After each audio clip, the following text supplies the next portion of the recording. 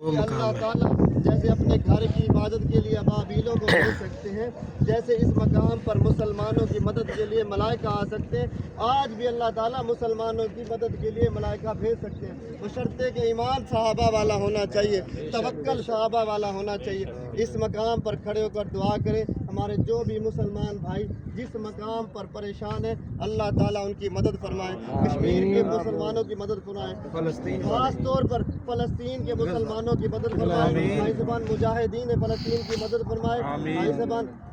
ہمارے قبلۃ الاول کی حفاظت فرمائے۔ بھائی صاحبان آپ یہیں کھڑے ہو کر دعا کریں، یا اللہ جیسے آپ نے اس مقام پر مسلمانوں کی مدد کے لیے ملائکہ کو اتارا تھا، اپنے پیارے حبیب حضرت محمد مصطفیٰ صلی اللہ علیہ وسلم کے صدقے ہم اسی مقام پر کھڑے ہیں، اسی خیمے کے سامنے کھڑے ہیں، یا اللہ اسی خیمے کے صدقے، اسی مقام بدر کے صدقے بھائی زبان ہمارے فلسطین کی دعا کریں کہ اللہ تعالی ہمارے فلسطین کے مسلمان بھائیوں کی بھی ایسے غائبانہ مدد فرمائے۔ بھائی زبان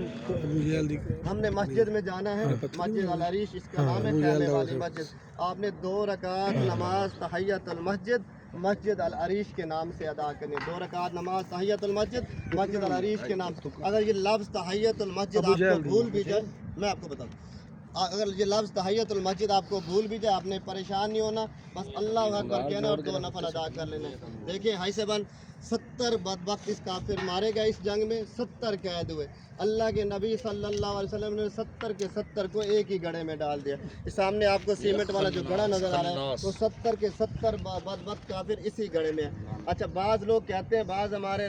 جو گائیڈ ہیں وہ کہتے ہیں کہ یہاں نہیں ہے، جہاں وہ آپ کو دیکھیں سامنے پتھر مارے ہائی صاحبان کے وہاں پر ہیں، بہرحال زیادہ تر یہی ہے کہ وہ اس گڑھے میں ہے، اسی گڑھے میں، یہ جو سامنے گڑھا نظر آ رہا ہے اسی گڑھے میں اللہ کے نبی صلی اللہ علیہ وسلم نے ان 70 بدبختوں کو یہاں پر ڈال دیا۔